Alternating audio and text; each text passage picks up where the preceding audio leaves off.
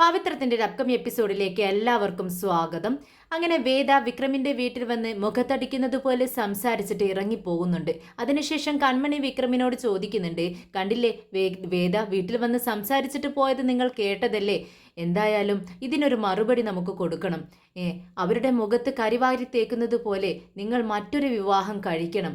അവർ വിചാരിക്കുന്നത് അവരെ തന്നെ നിങ്ങൾ മനസ്സിൽ കൊണ്ടു നടക്കുന്നത് കൊണ്ട് മാത്രമാണ് മറ്റൊരു വിവാഹം നിങ്ങൾ കഴിക്കാത്തതെന്നാണ്. അതിന് മറുപടിയായി നിങ്ങൾ ഒരു വിവാഹം കഴിച്ചേ പറ്റൂ എന്ന് പറയുവാണ്. പെട്ടെന്ന് കൺമണി ഇവിടെ അച്ഛൻ്റെ ഇടയിൽ കയറി സംസാരിക്കുന്നുണ്ട്. എന്താ കൺമണി നീ പറയുന്നത്?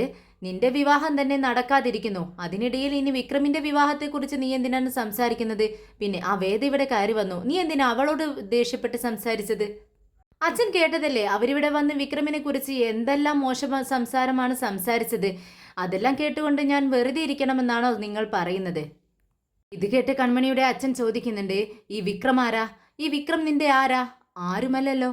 ഇവൻ കാരണമാണ് നീ ഇപ്പോൾ കണ്ണീര് കുടിക്കുന്നത്. ഞാനാണെങ്കിൽ ഓരോ നിമിഷവും ഇഞ്ചിഞ്ചായി മരിച്ചുകൊണ്ടിരിക്കുന്നു. അല്ലാതെ എൻ്റെ ജീവിതം എനിക്ക് അവസാനിപ്പിക്കാൻ പറ്റുന്നില്ലല്ലോ.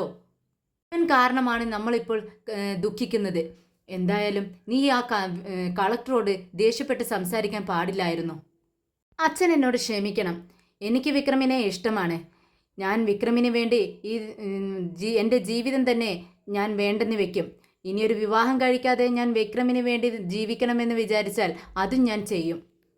വിക്രമിനെ കുറിച്ച് ആരും മോശമായി സംസാരിക്കുന്നത് എനിക്ക് ഇഷ്ടമല്ല എന്ന് കൺമണി പറയുമ്പോൾ വിക്രമും എല്ലാവരും കൺമണിയുടെ മുഖത്തേക്ക് നോക്കുവാണ്. പെട്ടെന്ന് കൺമണിയുടെ അച്ഛൻ വിക്രമിനോട് പറയുന്നുണ്ട്, വിക്രം, ഇതിനു വേണ്ടിയായിരുന്നു നീ ഞങ്ങളെ ഇങ്ങോട്ടേക്ക് കൊണ്ടുവന്നത്? നിന്റെ അടിമകളായി വെക്കാൻ വേണ്ടിയാണോ ഞങ്ങളെ ഇവിടേക്ക് കൂട്ടിക്കൊണ്ടുവന്നത്?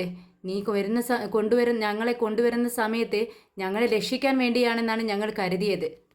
പക്ഷെ എൻ്റെ മകൾ വളർന്നു വലുതായി. ഇപ്പോൾ നിന്റെ വീട്ടിലെ വേലക്കാരിയല്ലേ അവൾ? നിനക്ക് വെച്ചുണ്ടാക്കി തരലല്ലേ അവളുടെ ജോലി? എന്തായിരിക്കും എൻ്റെ മകളുടെ ഭാവി എന്ന് പറഞ്ഞുകൊണ്ട് വിഷമിച്ച് നിൽക്കുവാണ് നമ്മുടെ കൺമണിയുടെ അച്ഛൻ. എന്നാൽ ഇതെല്ലാം കേട്ട് ആകെ തരിച്ച് നിൽക്കുവാണ് വിക്രം. വിക്രമിന് ആകെ എന്തോ വിഷമായി നിൽക്കുന്നുണ്ട്. പെട്ടെന്ന് വിക്രമിൻ്റെ മനസ്സിലേക്ക് കടന്നു വരുന്നത് സുഡർ പറഞ്ഞ വാക്കുകളാണ്. വിജിയോടൊപ്പം സുഡർ എന്ന് വരുന്ന സമയത്ത് സുഡർ വിക്രമിനോട് പറഞ്ഞിട്ടുണ്ടായിരുന്നു, വിക്രം, സിബ നിനക്ക് കൺമണിയുടെ വിവാഹം കഴിച്ചുകൂടെ എന്ന് ചോദിച്ചിട്ടുണ്ടായിരുന്നു. ആ ഒരു ചോദ്യമാണ് വിക്രമിൻ്റെ മനസ്സിലേക്ക് കടന്നു വരുന്നത്. എന്തായാലും നാട്ടുകാരെല്ലാം എന്നെയും കൺമണിയെയും കുറിച്ച് അപവാദം പറഞ്ഞ് പരത്തിയില്ലേ. എന്തായാലും ഇനി അതങ്ങനെ തന്നെ ഇരിക്കട്ടെ. ആരും അത് തിരുത്താൻ വേണ്ടി പോവണ്ട. ഞാൻ കൺമണിയെ വിവാഹം കഴിച്ചുകൊള്ളാം എന്ന് കൺമണിയുടെ അച്ഛന് വിക്രം വാക്ക് കൊടുക്കുന്നു. ഇത് വേദിയോടുള്ള ദേഷ്യം കൊണ്ട് വിക്രം കൊടുക്കുന്ന വാക്കാണ്. ഇത് കേട്ടതും എല്ലാവരും ഞെട്ടിക്കൊണ്ട് വിക്രമിൻ്റെ മുഖത്തേക്ക് ഒരേപോലെ നോക്കുകയാണ്. കൺമണിയുടെ അച്ഛൻ ഇത് വിശ്വസിക്കാൻ കഴിയുന്നില്ല. കൺമണിയുടെ അച്ഛൻ വിക്രമിൻ്റെ മുഖത്തേക്ക് തന്നെ തുറിച്ചു നോക്കിക്കൊണ്ട് നിൽക്കുന്നുണ്ട്. എന്നാൽ കൺമണിക്കാണെങ്കിൽ ഈ ലോകം തന്നെ കീഴടക്കിയ സന്തോഷമാണ്. ഇത്രകാലം വിക്രമിനെ സ്വന്തമാക്കാൻ വേണ്ടി അവൾ കളിച്ച കളികളെല്ലാം വിജയിച്ചല്ലോ എന്ന സന്തോഷത്തിലാണ് അവൾ നിൽക്കുന്നത്. പെട്ടെന്ന് രാജേട്ടൻ വിക്രമിനോട് ചോദിക്കുന്നുണ്ട്, എന്താ വിക്രം ഇത്? നീ എന്താണ് ഈ പറയുന്നത്? നിനക്ക് നല്ല ബോധ്യമുണ്ടോ എന്ന് ചോദിക്കുന്നു. നിങ്ങൾ മിണ്ടാതിരിക്കും രാജേട്ടാ, ഞാൻ പറയട്ടെ. വിക്രം കൺമണിയുടെ അച്ഛനോട് പറയുന്നുണ്ട്, ഞാൻ നിങ്ങളുടെ മകളെ വിവാഹം കഴിച്ചുകൊള്ളാം. ഇനി ഇതിനെക്കുറിച്ച് ആരും തന്നെ ഒരു അക്ഷരം മിണ്ടിപ്പോകരുത് എന്ന് പറഞ്ഞുകൊണ്ട് വിക്രം അകത്തേക്ക് കയറി പോകുന്നുണ്ട്. ഇതെല്ലാം കേട്ടുകൊണ്ട് വളരെ സന്തോഷത്തോടെ പുഞ്ചിരിയോടുകൂടി നിൽക്കുവാണ് കൺമണി. പെട്ടെന്ന് തന്നെ കൺമണി വിക്രമിൻ്റെ പിറകെ ചെല്ലുന്നുണ്ട്. വിക്രം ബാൽക്കണിയിൽ അങ്ങനെ നിൽക്കുവാണ്, എന്തോ ആലോചിച്ചുകൊണ്ട് നിൽക്കുന്നുണ്ട്. ഇത് കണ്ടതും കൺമണി മനസ്സിൽ ചിന്തിക്കുന്നുണ്ട്, വിക്രമിനെ ഇങ്ങനെ ആലോചിച്ച് കൊണ്ട് നിൽക്കാൻ സമ്മതിക്കരുത്. അവൻ്റെ മനസ്സ് പെട്ടെന്ന് മാറും. അവനെ ചിന്തിച്ചുകൊണ്ട് നിൽക്കാൻ ഒട്ടും സമയം കൊടുക്കരുത്. പെട്ടെന്ന് തന്നെ വിവാഹത്തെക്കുറിച്ച് സംസാരിച്ച് അതിനൊരു ഉടമ്പടി വെക്കണം. വിവാഹത്തിൽ നിന്നും അവൻ ഒരിക്കലും തെന്നി മാറാൻ പാടില്ല. അങ്ങനെയൊരു സംസാരം നടന്നേ പറ്റൂ എന്നിങ്ങനെ കൺമണി ചിന്തിക്കുകയാണ്. കൺമണി പിറകിൽ നിന്നും വിക്രം എന്ന് വിളിക്കുന്നുണ്ട്. പക്ഷേ വിക്രമിനെ തിരിഞ്ഞു നോക്കാനായി കഴിയുന്നില്ല. ആകെ വിഷമിച്ച് കൺമണിയുടെ മുഖത്തേക്ക് നോക്കാൻ എന്തോ ഒരു മടി വിക്രമിനെ. വിവാഹത്തിന് സമ്മതിച്ചത് ഒരു തെറ്റായിന് എന്നുള്ള ഒരു ചിന്ത തന്നെയാണ് വിക്രമിൻ്റെ മനസ്സിലുള്ളത്. അതുകൊണ്ട് തന്നെ കൺമണിയുടെ മുഖത്തേക്ക് നോക്കാൻ അവന് കഴിയുന്നില്ല. കൺമണിയെ എന്നും അവനൊരു പെങ്ങളായി മാത്രമേ കണ്ടിട്ടുണ്ടായിരുന്നുള്ളൂ. അതുകൊണ്ട് തന്നെ മുഖത്തേക്ക് നോക്കാതെ തിരിഞ്ഞു നിൽക്കുവാണ് വിക്രം. ഉടനെ തന്നെ കൺമണി ചോദിക്കുന്നുണ്ട്, എന്താ വിക്രം, ഞാൻ വിളിച്ചിട്ടും എൻ്റെ മുഖത്തേക്ക് നോക്കാതെ നിൽക്കുന്നത്? പെട്ടെന്ന് വിക്രം തിരിഞ്ഞുകൊണ്ട് പറയുന്നുണ്ട്, കൺമണി നീ ഒന്നും മിണ്ടാതിരിക്കുന്നുണ്ടോ? നീ എന്തിനാണ് ഇപ്പോൾ ഇങ്ങോട്ടേക്ക് വന്നത്? ഞാൻ 1000 പ്രശ്നത്തിലാണ് ഇരിക്കുന്നത്. ഇത് കേട്ടതും കൺമണി ചോദിക്കുന്നുണ്ട്, നിങ്ങൾ 1000 പ്രശ്നത്തിലാണെന്നോ? എന്ത് പ്രശ്നമാണ്? അത് പറ. ഇപ്പോൾ നിങ്ങൾ എന്നെ വിവാഹം കഴിക്കാമെന്ന് സമ്മതിച്ചില്ലേ? നിനക്കൊന്നും തോന്നുന്നില്ലേ കൺമണി എന്ന് ചോദിക്കുകയാണ് വിക്രം. ഉടനെ തന്നെ കൺമണി ചോദിക്കുന്നുണ്ട്, എന്ത് തോന്നാൻ? എനിക്ക് സത്യം പറഞ്ഞാൽ സന്തോഷമാണ് തോന്നിയത്. എനിക്ക് വളരെ സന്തോഷമാണ് വിക്രം. ഞാൻ വിവാഹത്തിന് ശേഷം എവിടേക്ക് പോകണമെന്ന് വരെ ആലോചിച്ച് വെച്ചിട്ടുണ്ട്. പെട്ടെന്ന് വിക്രമിന്റെ മുഖത്തിന്റെ ഭാവം മാറുന്നുണ്ട്.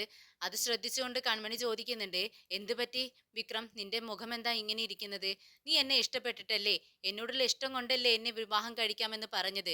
അതോ എന്നോടുള്ള സഹതാപം കൊണ്ടാണോ? എൻ്റെ വിവാഹം ഇങ്ങനെ മുടങ്ങിപ്പോകുന്നത് കൊണ്ടുള്ള സഹതാപം കൊണ്ടാണോ ഇങ്ങനെ വിവാഹത്തിന് സമ്മതിച്ചത്? പറ വിക്രം, പറ. എന്താ സത്യം എന്നെനിക്ക് കേൾക്കണം. നിന്റെ മാവിൽ നിന്ന് തന്നെ എനിക്ക് കേൾക്കണം. പറ വിക്രം എന്നിങ്ങനെ നിർബന്ധിക്കുക കേട്ടോ കൺമണി. ഇത് കേട്ടതും വിക്രം പറയുന്നുണ്ട്, ഏയ് അങ്ങനെയൊന്നുമില്ല എന്ന് വിക്രം പറയുന്നുണ്ട്. ഉടനെ കൺമണി പറയുന്നുണ്ട്, വിക്രം സത്യം പറയണം. ഏ എന്താ എന്താ നിന്റെ വിഷമം? നിന്റെ മുഖത്ത് നോക്കിയാൽ അറിയാലോ നിനക്ക് എന്തോ വിഷമമുണ്ട്. പിന്നെ ആ വേദയെ വിചാരിച്ചിട്ടാണോ നീ വിവാഹത്തിന് സമ്മതം അല്ല എന്ന് പറയാൻ വേണ്ടി പോവുകയാണോ നീ ഇപ്പോൾ? അപ്പോ ആ വേദ തന്നെയാണോ നിന്റെ മനസ്സിലുള്ളത്? വേദ അങ്ങനെ പറഞ്ഞിട്ടാണല്ലോ ഇവിടുന്ന് പോയത്. അപ്പോൾ അവൾ പറഞ്ഞത് തന്നെയാണ് സത്യമെന്ന് അവളും കരുതില്ലേ വിക്രം? പിന്നെ നിങ്ങൾ ഈ വിവാഹത്തിൽ നിന്നും മുടക്കം പറഞ്ഞാൽ എൻ്റെ അച്ഛനത് ഒരുപാട് വിഷമം തോന്നും. എൻ്റെ അച്ഛൻ മരിക്കുമായിരിക്കും. സാരമല്ല, അച്ഛൻ പോയാൽ എന്താ, എനിക്ക് അവസാനം വരെ നിങ്ങൾ ഉണ്ടാവുമല്ലോ. സത്യം പറ വിക്രം, നിങ്ങൾ എന്തിനാണ് ഇങ്ങനെ വിഷമിച്ച് നിൽക്കുന്നത്? എന്നെ ഇഷ്ടമല്ലേ എന്ന് ചോദിക്കുകയാണ് കൺമണി. കൺമണി ശരിക്കും ഇമോഷണലി വിക്രമിനെ തളർത്തിക്കൊണ്ടിരിക്കുകയാണ്. ഇത് കേട്ട് വിക്രം പറയുന്നുണ്ട്, അല്ല അച്ഛൻ പാവമല്ലേ? അച്ഛനെ കുറിച്ച് ആലോചിക്കുമ്പോൾ എനിക്ക് ഒരുപാട് വിഷമം തോന്നുന്നുണ്ട്. ഇത് കേട്ടതും കൺമണി പറയുന്നുണ്ട്, അത് നിങ്ങൾ ചിന്തിക്കേണ്ട. അച്ഛനെ കുറിച്ച് നിങ്ങൾ ചിന്തിക്കേണ്ട ആവശ്യമേ ഇല്ല. അച്ഛൻ മരിക്കുകയാണെങ്കിൽ മരിക്കട്ടെ, കുഴപ്പമില്ല. നിങ്ങൾ നിങ്ങളുടെ മനസ്സിൽ തോന്നുന്നത് തുറന്നു പറയും. ശരി, നിങ്ങൾക്ക് എന്നെ ഇഷ്ടമില്ലെങ്കിൽ വേണ്ട, ഈ വിവാഹത്തിൽ നിന്ന് നിങ്ങൾ പിന്മാറിക്കോളൂ. ഞാൻ തന്നെ അച്ഛനോട് ചെന്ന് പറയാം. നിങ്ങൾക്ക് അച്ഛനോട് പറയാൻ മടി ഉണ്ടായിരിക്കും, അതുകൊണ്ട് ഞാൻ തന്നെ ചെന്നിട്ട് പറയാം, എനിക്ക് വിക്രമിനെ ഇഷ്ടമല്ല എന്ന് ഞാൻ കള്ളം പറഞ്ഞോളാം. ഞാൻ ചെന്നിട്ട് പറയട്ടെ എന്ന് പറഞ്ഞുകൊണ്ട് അച്ഛൻ്റെ അടുത്തേക്ക് നടക്കുന്നത് മാതിരി നമ്മുടെ കൺമണി അഭിനയിക്കുകയാണ്. രണ്ടടി അങ്ങോട്ടേക്ക് നടക്കുമ്പോൾ വിക്രം തടയുന്നുണ്ട്. കൺമണി, നീ എന്താണ് ഈ ചെയ്യുന്നത്? ആ മനുഷ്യനെ വിഷമിപ്പിക്കാൻ വേണ്ടി പോവാണോ നീ? പിന്നെ ഞാൻ എന്ത് ചെയ്യണം? നിങ്ങൾക്ക് ഇഷ്ടമില്ലാത്ത ജീവിതത്തിന് വേണ്ടി ഞാൻ എന്തിനു നിങ്ങളെ നിർബന്ധിക്കണം? അപ്പൊ വിക്രം പറയുന്നുണ്ട്, ശരി, എനിക്ക് നിന്നെ വിവാഹം കഴിക്കാൻ സമ്മതമാണ്. ഇത് കേട്ടതും കൺമണിക്ക് വളരെ സന്തോഷം തോന്നുന്നുണ്ട്. എന്നാൽ വിക്രം ഇത് പറയുന്നത് അവളുടെ മുഖത്തുനോലും പോലും നോക്കുന്നില്ല. അപ്പുറത്തേക്ക് തിരിഞ്ഞു നിന്നുകൊണ്ടാണ് വളരെ വിഷമത്തോടു കൂടിയാണ് വിക്രം അത് പറയുന്നത്. എന്നാൽ കൺമണിക്ക് ഒരുപാട് സന്തോഷമാവാണ് ഇത് കേട്ടിട്ട്. വിക്രം, നീ സത്യമാണോ ഈ പറയുന്നത്? മനസ്സറിഞ്ഞുകൊണ്ടാണോ ഈ പറയുന്നതെന്ന് ചോദിക്കുകയാണ്. ഇത് കേട്ടതും കൺമണിയുടെ മുഖത്തേക്കൊന്ന് നോക്കിക്കൊണ്ട് വിക്രമിന് വിക്രമിന് കൺമണിയെ നോക്കാൻ തന്നെ കഴിയുന്നില്ല. അപ്പുറത്തേക്ക് തിരിഞ്ഞുകൊണ്ട് പറയുന്നുണ്ട്, ആ അതെ എന്നൊറ്റ വാക്കിൽ അങ്ങ് അവസാനിപ്പിക്കുകയാണ് വിക്രം. കേട്ട് കൺമണി പറയുന്നുണ്ട്, എനിക്ക് ഒരുപാട് സന്തോഷമായി. എനിക്ക് സന്തോഷം കൊണ്ട് എന്താ ചെയ്യേണ്ടതെന്ന് അറിയുന്നില്ല. എനിക്ക് ആകാശത്തിലൂടെ ഇങ്ങനെ പാറി നടക്കുന്നത് പോലെയാണ് തോന്നുന്നത്. അല്ല, ഇതെല്ലാം കണ്ടും കേട്ടും കൺമണിയുടെ അച്ഛൻ തൊട്ടപ്പുറത്ത് തന്നെ നിൽക്കുന്നുണ്ട്. അദ്ദേഹം അങ്ങോട്ടേക്ക് കയറി വന്ന് വിക്രമിനോട് പറയുന്നുണ്ട്, വിക്രം, നിങ്ങൾ സംസാരിക്കുന്നതെല്ലാം ഞാൻ കേട്ടു. ഞാൻ ഇവിടെ തന്നെ ഉണ്ടായിരുന്നു. എനിക്ക് ഒരുപാട് സന്തോഷമായി. നിങ്ങൾ ഒരു വാക്ക് പറഞ്ഞാൽ അതിൽ നിന്നും മാറില്ലെന്ന് ഞങ്ങൾക്കറിയാം. നിങ്ങൾ പറഞ്ഞ വാക്കിൽ തന്നെ ഉറച്ചു നിൽക്കുവല്ലേ? എന്റെ മകളെ നിങ്ങൾ വിവാഹം കഴിക്കുവല്ലേ എന്ന് ചോദിക്കുന്നുണ്ട് ഒരു വട്ടം കൂടി. അതെ എന്ന് വിക്രം മറുപടി പറയുന്നു. ഉടനെ തന്നെ കൺമണിയുടെ അച്ഛൻ പറയുന്നുണ്ട്, എങ്കിൽ നമുക്ക് കുറച്ച് അത്യാവശ്യം പേരെ മാത്രം വിളിച്ചുകൊണ്ട് ചെറിയൊരു ചടങ്ങ്, അധികം വലിയ ആഘോഷങ്ങളൊന്നും വേണ്ട, ഒരു 50 പേരെ വിളിച്ച് നമുക്ക് ഈ വിവാഹം അങ്ങ് നടത്താം. അതിനുള്ള ഏർപ്പാടുകളെല്ലാം ഞാൻ ചെയ്യട്ടെ എന്ന് ചോദിക്കുകയാണ്. ചെയ്തോളൂ എന്ന് വിക്രം മറുപടി പറയുന്നുണ്ട്. എന്നാൽ കൺമണി ചോദിക്കുന്നുണ്ട്, അച്ഛൻ തന്നെ തീരുമാനങ്ങളെല്ലാം സ്വയം എടുക്കുവാണോ? ആ അതെ, എന്താ നിനക്ക് പറ്റിയില്ലേ? ഞാൻ നിന്റെ അച്ഛനല്ലേ? നിന്റെ വിവാഹത്തെക്കുറിച്ചുള്ള തീരുമാനങ്ങളെല്ലാം ഞാൻ തന്നെയല്ലേ എടുക്കേണ്ടതെന്ന് ചോദിക്കുമ്പോൾ കൺമണി പറയുന്നുണ്ട്, നിങ്ങളെക്കാൾ വയസ്സുവിന് മൂത്ത ഒരാൾ കൂടിയുണ്ട്, വിക്രമിന്റെ അമ്മ. വിക്രമിന്റെ അമ്മയോട് കൂടി ആലോചിച്ച് എന്തെല്ലാം ചെയ്യണമെന്ന് രണ്ടുപേരും കൂടെ തീരുമാനിച്ചിട്ട് വേണം ചെയ്യാൻ. ഇത് കേട്ടതും ആ വിക്രം ഒന്ന് അന്തം വിട്ട് കൺമണിയുടെ മുഖത്തേക്ക് നോക്കുന്നുണ്ട്. എന്നിട്ട് ചോദിക്കുന്നുണ്ട്, എൻ്റെ അമ്മയോടോ ചോദിക്കണമെന്നോ? ആ അതെ, വിക്രമിന്റെ അമ്മയോട് കൂടി തന്നെ. ഇത് കേട്ട് കൺമണിയുടെ അച്ഛൻ പറയുന്നുണ്ട്, മോളെ നീ പറഞ്ഞത് ശരിയാണ്. വിക്രമിൻ്റെ അമ്മയോട് കൂടി സംസാരിച്ച് എല്ലാ കാര്യങ്ങളും നമുക്ക് മുന്നോട്ട് കൊണ്ടുപോകാം. എന്തായാലും ഞാൻ പുറത്തു പോയിട്ട് വരാം എന്ന് പറഞ്ഞുകൊണ്ട് കൺമണിയുടെ അച്ഛൻ അവിടെ നിന്നും പുറത്തേക്ക് പോകുന്നുണ്ട്. അച്ഛൻ അങ്ങ് പുറത്തേക്ക് പോയതും കൺമണി വിക്രമിൻ്റെ മുഖത്ത് നോക്കിക്കൊണ്ട് വിജയ് ശ്രീലാളിതയെ പോലെ താൻ എന്തായാലും ഇത്രകാലം പൊരുതി ജയിച്ചല്ലോ എന്നുള്ളൊരു സന്തോഷത്തോടു കൂടി പുഞ്ചിരിക്കുകയാണ്. വിക്രമാണെങ്കിൽ അതൊന്നും ശ്രദ്ധിക്കുന്നില്ല. വിക്രം പെട്ടെന്ന് തന്നെ റൂമിൽ നിന്ന് പുറത്തേക്ക് ബാൽക്കണിയിൽ നിന്നും പുറത്തേക്ക് ഇറങ്ങി പോവുകയാണ്. ഉടനെ തിരിഞ്ഞു നോക്കിക്കൊണ്ട് കൺമണി ഇങ്ങനെ പുഞ്ചിരിയോടുകൂടി മനസ്സിൽ വിചാരിക്കുന്നുണ്ട്, നീ പോ വിക്രം, നിന്റെ ജീവിതത്തിൽ നിന്നും ഞാൻ വേദയെയും സുഡറിനെയും എടുത്തു മാറ്റിയിരിക്കുന്നു. ഇനി നിന്റെ ജീവിതത്തിൽ ഞാൻ മാത്രമേ ഉണ്ടായിരിക്കത്തുള്ളൂ. എന്തായാലും കുറച്ചു കാലത്തെ എൻ്റെ അധ്വാനം കൊണ്ട് ഞാൻ വിചാരിച്ചത് തന്നെ നേടിയെടുത്തു. ഇനി നീ എനിക്കുള്ളതാണ്, എനിക്കുള്ളത് മാത്രം എന്നിങ്ങനെ വിചാരിക്കുകയാണ് കൺമണി. സുഡൻ മോൾ ഇങ്ങനെ ഡ്രോയിങ് ചെയ്തുകൊണ്ടിരിക്കുകയാണ്. നമ്മുടെ ഡോക്ടറാണെങ്കിൽ അങ്ങോട്ടും ഇങ്ങോട്ടും ഇങ്ങനെ നടക്കുന്നുണ്ട്. പെട്ടെന്ന് വിജയ് അങ്ങോട്ടേക്ക് വന്നിട്ട് ചോദിക്കുന്നുണ്ട്, തരുൺ നീ എന്തിനാ വീട് മാറുന്നത്? അത് ഗവൺമെൻറ് ക്വാർട്ടേഴ്സ് അല്ലേ, അത് മാറേണ്ട ആവശ്യമില്ലല്ലോ എന്ന് ചോദിക്കുകയാണ്. ഉടനെ തന്നെ തരുൺ പറയുന്നുണ്ട്, ഇല്ല ഗവൺമെൻറ് ക്വാർട്ടേഴ്സ് തന്നെയാണ്, നമുക്കത് വേണ്ടാന്നുണ്ടെങ്കിൽ നമുക്ക് പറ്റിയൊരു വീട് നോക്കിയിട്ട് മാറാം. ഗവൺമെൻറ് തന്നെ അതിനുള്ള ശമ്പളവും ക്യാഷും വാടകയും തന്നിരിക്കും. പക്ഷേ എനിക്കവിടെ തനിയെ ജീവിക്കാൻ, ക്വാർട്ടേഴ്സ് ജീവിക്കാൻ ഒരു ധൈര്യമില്ല വിജി. ഇനിയും വിക്രം അവിടെ വന്നും എന്നെ ആക്രമിക്കുമെന്ന് എനിക്ക് എൻ്റെ മനസ്സ് പറയുന്നു. അതുകൊണ്ടാണ് ഞാൻ ക്വാർട്ടേഴ്സ് മാറാനായി തീരുമാനിച്ചത്. എന്തായാലും വേദയും വിക്രമും തമ്മിലുള്ള ഒരു ശത്രുത അത് സാധാരണ ഒരു തരത്തിലുള്ളതാണെന്ന് എനിക്ക് തോന്നുന്നില്ല. അവർക്ക് തമ്മിൽ വേറെ എന്തോ ഒരു സംഭവമുണ്ട് വിജി, ഞാൻ നിന്നോടൊരു കാര്യം ചോദിക്കട്ടെ, വിക്രമും വേദയും തമ്മിൽ എന്തെങ്കിലും പ്രശ്നമുണ്ടോ? അവർക്കിടയിലുള്ള പ്രശ്നം യഥാർത്ഥത്തിൽ എന്താണെന്ന് നിനക്കറിയാമോ എന്ന് ചോദിക്കുകയാണ്. തരുണിൻ്റെ ചോദ്യം കേട്ട് വിജി ഒരു നിമിഷം പകച്ചു പോകുന്നുണ്ട്. പെട്ടെന്ന് പറയുന്നുണ്ട്, ഇല്ല തരുൺ, എനിക്കൊന്നും അറിയില്ല. നിനക്കെന്തെങ്കിലും ഡൗട്ട് ഉണ്ടെങ്കിൽ അത് വേദയോട് നേരിട്ട് ചോദിക്കേ. ഞാൻ വേദയ്ക്ക് ഇപ്പോൾ കോൾ ചെയ്തിരുന്നു, അവൾ പെട്ടെന്ന് ഇങ്ങോട്ടേക്ക് വരാമെന്നാണ് പറഞ്ഞത്. അതുകൊണ്ട് നേരിട്ട് തരുൺ എന്തെങ്കിലും ഡൗട്ട് ഉണ്ടെങ്കിൽ അവളോട് ചോദിച്ച് ക്ലിയർ ചെയ്യേ, എനിക്കൊന്നും പറയാനില്ല എന്ന് പറയുകയാണ് വിജി. പെട്ടെന്ന് വിജി ചോദിക്കുന്നുണ്ട്, അല്ല തരുൺ, നീ എന്താ ഇപ്പോൾ ഇങ്ങനെയൊക്കെ ചോദിക്കാൻ? നിനക്കെന്തെങ്കിലും ഡൗട്ടുണ്ടോ? ഉടനെ തന്നെ തരുൺ പറയുന്നുണ്ട്, അല്ല വിജി നിങ്ങൾ തന്നെ ഒന്ന് ചിന്തിച്ചു നോക്ക്.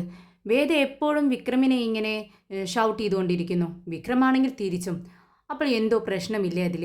അവർ നേർക്ക് നേർ കണ്ടാൽ കീരിയും പാമ്പും പോലെയാണ്. അവർ ഇവിടെ വെച്ച് കണ്ടവരല്ല, അവർ തമ്മിൽ എന്തോ പ്രശ്നമുണ്ട്. എനിക്കതാണ് സംശയം. ഇത് കേട്ടതും വിജിക്ക് മനസ്സിൽ തോന്നുന്നുണ്ട്, ഇവൻ എന്തോ അറിഞ്ഞിരിക്കുന്നു. അപ്പോൾ തരുണും എന്തോ മനസ്സിലാക്കി വെച്ചിരിക്കുന്നു, അവനക്ക് ഡൗട്ട് അടിച്ചിരിക്കുന്നു. എന്തായാലും ഞാൻ വിചാരിച്ചാൽ ഇതിനെ തടുക്കാൻ കഴിയത്തില്ല, ഇവനെ പറഞ്ഞ് മനസ്സിലാക്കാനും പറ്റത്തില്ല. അതുകൊണ്ട് മിണ്ടാതിരിക്കുന്നതാണ് നല്ലതെന്നിങ്ങനെ വിജി ചിന്തിക്കുകയാണ്. പെട്ടെന്ന് പുറത്തു നിന്നും വണ്ടിയുടെ സൗണ്ട് കേൾക്കുകയാണ് വിജി. ഹോണടിക്കുന്ന സൗണ്ട് കേട്ട് തിടുക്കപ്പെട്ട് വിജി സുഡർമോളോട് പറയുന്നുണ്ട്, സുഡർ നീ അകത്തേക്ക് പോ, തരുൺ വേദ വന്നിട്ടുണ്ടെന്ന് പറയുകയാണ്. ഇത് കേട്ടതും സുഡർ പറയുന്നുണ്ട്, എന്തിനാ വിജയമ്മ ഞാൻ അകത്തേക്ക് പോകുന്നത്? ഞാൻ ഇവിടെ ഇരിക്കുന്നത് എന്താ കുഴപ്പം? സുഡർ, വലിയവർ സംസാരിക്കാൻ പോവാണ്, അതിനിടയിൽ നീ ഇരിക്കാൻ പാടില്ല. അമ്മ പറയുന്നത് അനുസരിക്ക്, നീ വാ, അകത്തേക്ക് വാ എന്ന് പറഞ്ഞുകൊണ്ട് അവിടെ ഉണ്ടായിരുന്ന ബുക്സ് എല്ലാം എടുത്തുകൊണ്ട് സുഡറിനെയും കൊണ്ട് വിജി റൂമിലേക്ക് പോകുന്നുണ്ട്. പിന്നെ വിജി മോളെ റൂമിലിരുത്തിക്കൊണ്ട് തിരിച്ചു വരുന്ന സമയത്ത് വേദ അകത്തേക്ക് കയറി വരുന്നുണ്ട്. വേദ തരുണിനെ കണ്ടതും ചോദിക്കുന്നുണ്ട്, തരുൺ നിനക്കിപ്പോൾ എങ്ങനെയുണ്ട്? നീ ഓക്കെ അല്ലേ എന്ന് ചോദിക്കുകയാണ്. ഇത് കേട്ടതും തരുൺ പറയുന്നുണ്ട്, ഞാൻ അതിനെ കുറിച്ചത് ബോധേഡല്ല വേദ, എനിക്ക് നിന്നോട് അല്പം സംസാരിക്കാനുണ്ട്. ഇപ്പോൾ തന്നെ സംസാരിക്കണോ തരുൺ? എനിക്ക് കുറച്ച് അർജൻറ്റ് ഉണ്ട്, എനിക്ക് ഓഫീസിലേക്ക് പെട്ടെന്ന് പോകണം. ഞാനിപ്പോൾ പോയാൽ വൈകിട്ടേ വരത്തുള്ളൂ, വൈകിട്ട് സംസാരിച്ചാൽ മതിയോ എന്ന് വേദ ചോദിക്കുകയാണ്. വൈകിട്ട് വരെ എനിക്ക് വെയിറ്റ് ചെയ്യാൻ പറ്റത്തില്ല വേദേ, എനിക്ക് ഇപ്പം തന്നെ നിന്നോട് സംസാരിക്കണം. ശരി, എന്താ നിനക്ക് സംസാരിക്കണമെന്നുള്ളത് എന്ന് വേദ ചോദിക്കുകയാണ്. ഉടനെ തരുൺ പറയുന്നുണ്ട്, എനിക്ക് മനസ്സിലാവുന്നില്ല വേദേ, നീയും വിക്രമുമായിട്ടുള്ള ശത്രുത അത് ഒരു കളക്ടറും റൗഡിയുമായിട്ടുള്ള ശത്രുതയാണെന്ന് എനിക്ക് കണ്ടിട്ട് തോന്നുന്നില്ല. അതിലെന്തോ ഒരു പേഴ്സണൽ ടച്ച് ഉണ്ട്, എനിക്കെന്ത് മനസ്സിലാവുന്നുണ്ട്. നിങ്ങൾക്ക് തമ്മിൽ പേഴ്സണലായിട്ട് എന്തോ ഒരു പ്രശ്നമുള്ളതുപോലെയാണ് എനിക്ക് തോന്നുന്നത്. നീയും അവനുമായി എന്താണ് ബന്ധം? അവനിവിടെ ഇവിടെ നമ്മുടെ സംരക്ഷണത്തിനായി വന്നു, നമ്മുടെ മോളുടെ സംരക്ഷണത്തിനായി അവൻ ഇവിടെ നിൽക്കുകയും ചെയ്തു.